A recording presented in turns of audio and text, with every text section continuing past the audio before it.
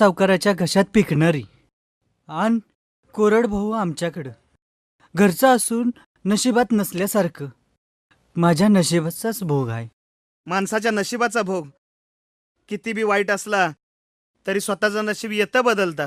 तुम्ही आमच्या गावात नवीनच दिसताय. एखाद्या साधू महाराजांवानी बोलताय. माझी ओळख होईल एक डाव तुला. येतो कधी कधी मायाप्पाच्या दर्शनाला किर्लोस्करवाडीला. लय महात्म्य आहे त्या मायाप्पाचं. म्हणजे मायापाच्या दर्शनाला आलासा तरी कुठून?